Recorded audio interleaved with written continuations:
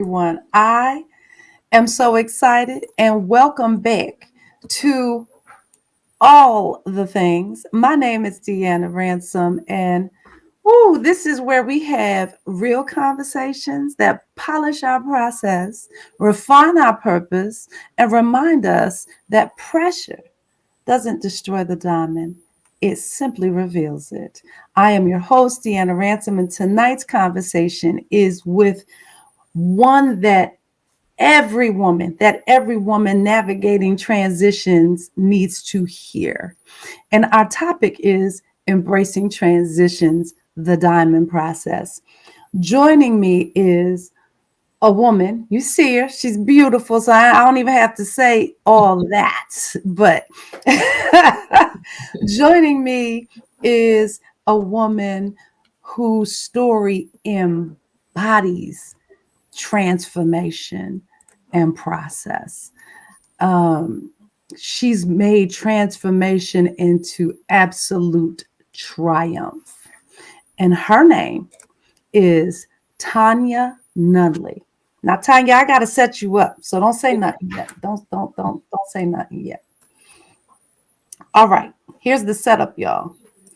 She is an author. She is a speaker. She's a model, a founder of Voices of Empowerment organization, a nonprofit helping women heal from trauma and reclaim their voice. And she has faced unimaginable pain, but she's turned that pain into purpose. And from childhood trauma to domestic violence, did y'all hear that? To building a global platform of healing and empowerment. She's living proof that no matter how many times life knocks you down, you can rise again. Tonja, welcome to the show. And I'm Thanks so for happy having me. to have you here. I am so honored to have you here. I am so glad that you are here and willing to share your story with folks. If you want to just say hello to everyone. Hello, everyone. Again, just super excited. And you have lived just such a powerful journey from victim to victorious, from pain to purpose. Take us back for a moment. And Mhm. when you look at where you started and where you are now, what do you see as the thread that pulled you through it all? Wow. I want to say the thread that pulled me through. I go far as back. Okay, when I was being molested as a child, that pulled me through. Um, and getting through like certain relationships, and especially the one that's the domestic violence one. Yes. That that really traumatized me, and that I guess that was like basically like the thread in being a child being molested by someone who's supposed to protect you as a brother. Yeah. Yeah. I can't, all I can do is empathize, but when you think about starting and going through things of that magnitude at that age, and things that even I'm sure as a woman, different things continuing to come up. What was the moment, or maybe the season, when you realized that God was transforming your pain into purpose? That moment was for me at when I was in this bad relationship. When I was coming out of the relationship. My whole computer just went out. The devil is alive. Okay. When I was coming Yes, out, he is. I'm like, the whole thing just went black. I'm like, wait a minute, the devil is alive. You this story will be told. So I was coming out of this bad relationship. We'll get to the details later. But I was sitting in my office here. In that moment, God spoke to me. I was like in tears and crying. And at that moment is when He transformed everything to me, saying what He wanted me to do and want me to go forth in. Yes. That was my pivotal moment. But going through that relationship to answering God's call, it was kind of hard. I didn't want to do it because of the shame and different things, and to share my story with others. I was embarrassed because not when you're not getting the right people in your life and sharing your story, you Yeah. don't know who to trust, and then different things like that. So You spoke of trust, which I can only imagine how trust has to have been damaged when someone in a role that should have been protecting you yeah, becomes the person who is doing harm. So I have to make a little bit of a pivot from the conversation to ask you how, with that kind of break in trust, how can you build your faith and trust in God with having your trust violated so deeply so early? I was raised in the church, so that's number one. I was raised in the church, and when my trust was violated with Him, I had nowhere to go but to God. Because that was my foundation already. Being raised in the church, Wednesday, Thursday, Friday, Saturday, every day with Bible study, um, rehearsal for this and different things like that. And you've been in church all day Sunday. So He was already my foundation. So that's who I always had to run to. That's the only person I could run to when I went through that. But to take you back, I was given away at 2 years old. So the lady who adopted me, it was her son actually. So which is my stepbrother. I was born and raised in Overtown, but actually raised in Miami Gardens. I need to take a pause for the cause on that one, because I know if you are listening, when you hear this kind of pain, but yet you can see the profound beauty radiating not just on the outside of this woman, but from her essence of who she is. It behooves us to remember and just take a quick moment to say, if you don't know God,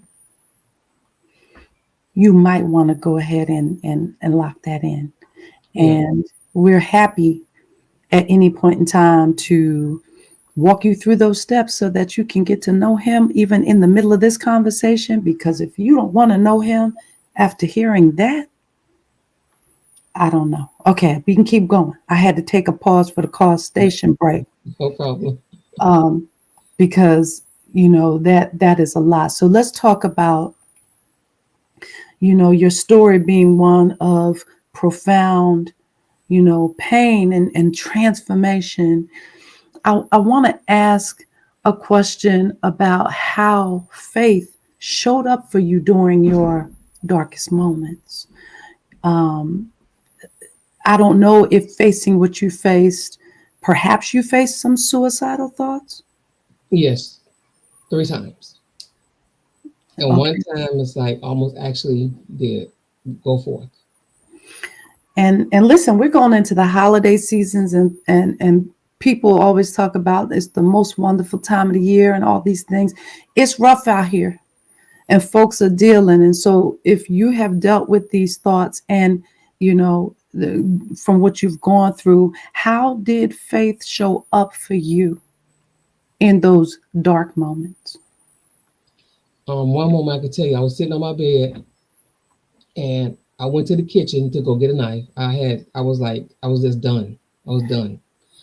And when I went to the kitchen, I came back and I sat on the edge of the bed and I put my hand on my head and I took the knife and I was getting ready to slit my throat. I'm sorry, my throat, my wrist. I was getting ready to slit my wrist. And I can hear my daughter down the hallway, like turning in the bed. And then a voice came to me and said, if you was to slit your wrist and they come and they wake up in the morning and they see you laying there, I didn't want them to see that vision of me. So God spoke to me at that moment. But I was there. God spoke to me and said, why would you want them to see you like that? And me, one of my kids getting up and see me in that vision on the ground, and when that's how my mom died, or that's trauma. That was trauma to them. It would have been to them. So Now I have to say I mean, something to you in how I hope the folks in the audience are picking this up, because what a profound strength that God deposited or had in you, for you to have the foresight to think of the impact on others at your worst moment. mm-hmm. What what a strength, what a grace. And a woman to woman, I want to speak that to you. I want to say that to you. Um, I'm grateful for the gift of grace and God in your life that stayed the hand so that we could be here to have this conversation in this moment and others could hear it. Somebody needs this. Yes. And then the other time, yeah, everyone knows pawn shop have guns. Everybody knows they sell guns. I went 3 locations in one day. I decided to kill myself. No pawn shop. That's my book. No pawn shop had a gun. None. I Y'all, did rode y'all around hear that? Go get the and book. I rode around and I rode around and I rode around. No pawn shop had a gun. That's because they couldn't have the gun because God's purpose was greater. You know, I have a song that's out. It's called Only God. Mm-hmm. And it's just reminding me of that, because only God would be the one to make it so on that day there was not a single gun in the pawn shop for you to get your Not hands once. on, Not because he had today. purpose. Okay, let me tell you how he'll set you up. You like, wait a minute, what? Ain't no, how you not gonna have no guns or bullets? What's that? None. No, not a one. Not one, like not even that pea shooter. Like what? that that's the God that I serve, right? That's Yeah. how he does that. So, great is his faithfulness. So let's pivot, because we now understand that you've had violation and things at a very early age, and a lot of trauma and things that others probably would not have been able to make it through, but you heard God's voice and you embraced purpose. Mm-hmm. So what does it mean to you to embrace transition rather than fighting? Well, fighting the trauma going the opposite way. Mm-hmm. I was there once upon a time. And I think all going back to my foundation was God. In my situations, I always heard his voice. Always heard his voice. I'm glad I did transition over, because when I think about if I would have if I would have committed suicide, if I would have, because I one time I was going to jump in the lake it's Jesus. crazy. Yeah. If I would have done those things, I would not have been saving the women that I'm saving today. It's been 8 years, 8 years from my event, and the things that people come back and tell me, I'm glad you shared your story, or I can do this now, or I can talk about this now. Now that I did that transition, I'm glad. I'm glad I stayed. I'm glad I didn't give up. We're glad you stayed. we're glad you didn't give up. We have to remember we are not islands, and we are helpers one of another, and we're one body. And so, we love to sing, I need you to survive. We sing songs, but we don't really understand that if we truly adopt the mindset of Christ and we see each other as one body, I need you, I need what's in you. And we, as a greater body, need to start to honor and recognize what's in someone else. And so I just want to honor and recognize that's in you. No, I need you. We need you. And I'm grateful that you're here and that we're having this conversation. Let me see if I can lighten it up a little bit. We've been waiting in the heavy. Let's wait a minute. Let me see if I can stir the pot. Yes. You have co-authored and authored several very powerful books. And she don't know I know this, but I does my research, including the evolution of a victim turned victorious. Yes. And the title alone carries so much strength. Yeah. Oh, that part right. Yes, I love when my guests are prepared. Get it, get it. Tell them where to get it real quick. Tell them where to get it. This is on Amazon, and I think it's on sale for $12.99. I'm not sure. And it's Okay. based on a true story.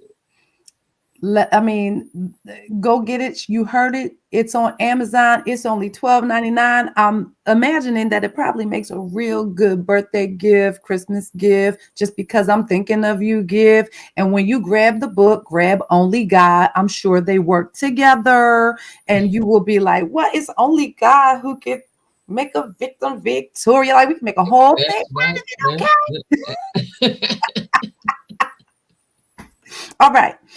What, thinking of the title of your book, what does it really mean to evolve from a victim to victorious? Now, I'm not talking about just your story. I mean the change in mindset and identity.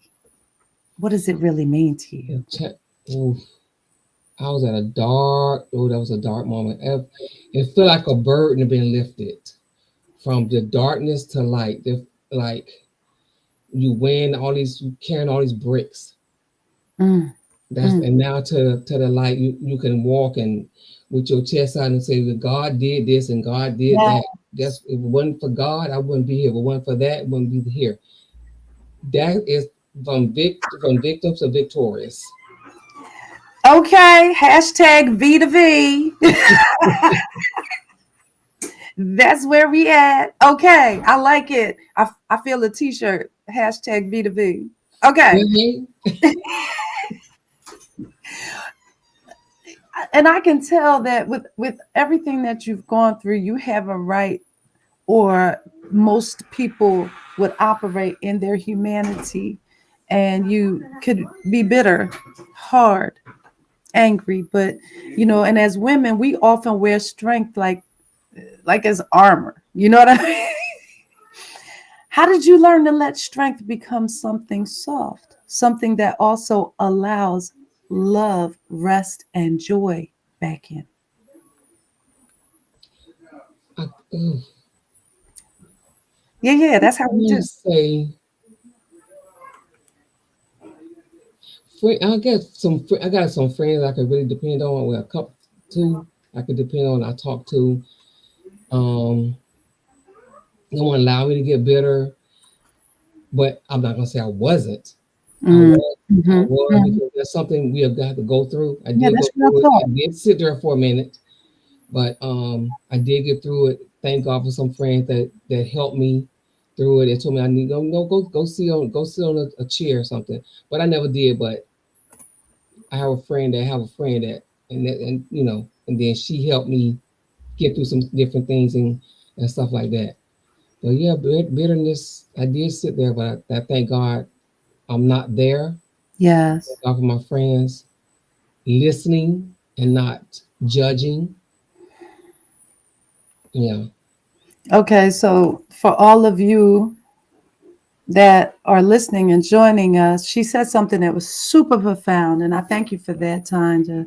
That is having real people who will sit in it with you and not judge and listen with understanding. And I think so many times we are conditioned. I don't know what you think. I'd love your thoughts. There's this thing that says, oh, just believe God. And you just magic, you know? That don't always work. Or, just have a little talk with Jesus. Yeah. Like we have, like there's supposed to be these magical elements. And it sounds to me like you just talked about the necessity even of real people connecting authentically and being there and being present. Is that, Yes. get that right? Yes. Yeah, that is super important. And I just want to stress that because sometimes we as women, if there's a lot of women listening, and I don't know, men, if y'all listening, y'all do it too. Um, there's a tendency to not open up and connect to hear the pain that another woman or person may be in. After doing a lot of work with domestic violence shelters for years, Tanya, I learned how easy it is for people to become desensitized Yes. to someone else's pain. And I'm grateful that you had people who were there with you and walked through it with you and allowed you to get to a place of dedicating 8 years to leading voices of empowerment. Is it 8 years? Did I get Yeah. that 8 years. Yeah. 8 years. Yeah. right? Creating safe spaces for women to heal and rise from a woman who went through so much. Hey, that's why we call this the diamond process, because again, pressure and does not destroy a diamond, it reveals it. And I just, that's some work right there that you're doing. And in that space, I know you help women move from silence to sound. Mm-hmm. Yes. Talk to me briefly about how you can help women move from being muted by pain to using their voice's power. Okay. One of them, I share my story and I let them know. At once upon a time, I was muted. I was on mute for some years. I was silent, and you have to go back to what silenced you. You have to go back to the foundation. What silenced you, and we work from there. From what silenced you, from there, you take baby steps, and then baby steps, and then baby steps, until we get to the point that they are able to stand on their own. They're able to speak. And I ran to a lady when I was at Publix the other day, and she said, "Hey, I want to let you know when I was at your event." She came 2 years ago.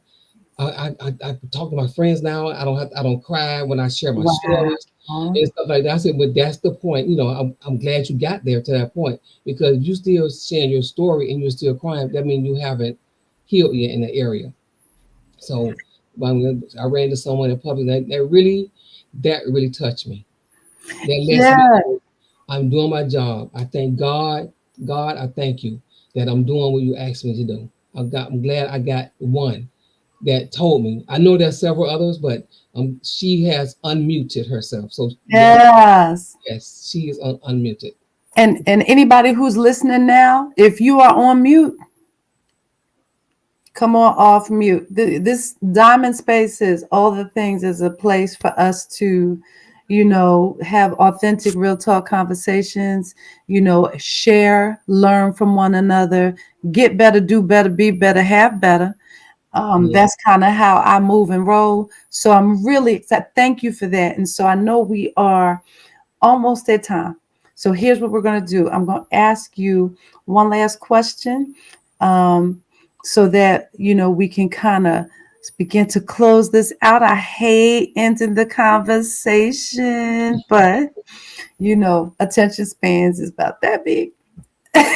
But what would you say And I'm not going to say to a woman because I believe that your story is relevant and powerful for humanity. But what would you say to that person who is in that transition? They're in between. They're not who they were, but they are not yet who they are becoming. What would you want to say to them right now? Hmm. They in between transitions. If you're decided, if you're at a point that you're in between and you're not sure if if you like, okay, I'm going to say this example. If you're in between, but you're stuck in between and you're transitioning, I'll take you by the hand and say, but hey, I was at that point at one time. What do you need me to do? What do you need? Do you need help in this area? I can help you. Do you need me to take you somewhere? Because I have shelters that, Yeah. different things that I'm hooked up with, or even talk to someone that I have someone I still talk to, or I can lead them to that individual. Is there anything you need and something and stuff like that? So that's what I would tell them. I love the fact that what I just heard, and I hope y'all heard it too, is hey, reach out because I'm going to get in it with you or give you some resources. And, we can't approach this thing called life with a closed fist or a closed heart. And the fact that after going through so much, you thrive, rise, shine, glow, help, show up. I just want to salute you. What an amazing work. What a profound story. And Tanya, I want to thank you for joining me and sharing your heart and your journey with us. You're such a reminder that transition isn't the end. No, it's not the end. Daily, I guess I'll say daily. You're transitioning daily because you're working on yourself in different areas. So I'm still in some areas. I'm still working on myself as I'm going through this journey of my 8 years and stuff like that. So yeah, I'm still in some areas transitioning. And what I love is we continue to transition. You're transitioning, I'm transitioning, but if we stay in the process, it becomes transformation. Yes, And yes, yeah, yeah, diamonds do not form in comfort. They form under pressure. And that every listener tonight that's in the process of becoming, remember, I believe you're becoming something radiant. Tanya, thank you again so much. Tell them you're how they can reach out to you. on Facebook, voicesofempowerment.org. On TikTok, voicesofempowerment.org, and the same thing for Instagram, voicesofempowerment.org. So I'm going to say it one more time. Voices of empowerment.org. Family, Tanya, thank you. Family, make sure you follow and support Tanya's incredible work from her books to the Voices of Empowerment organization. Her story is living proof that victory is possible and healing is real. As always, keep shining, keep growing, and keep showing up for your diamond process. And until next time, this is Deanna Ransom reminding you you are more than enough and you are becoming all the things you were created to be. Don't miss. Next month, we got a surprise coming up. And Tanya, I hope you'll continue to join us. And everyone else, have a beautiful, blessed rest of your night. Talk to you soon. Thank you.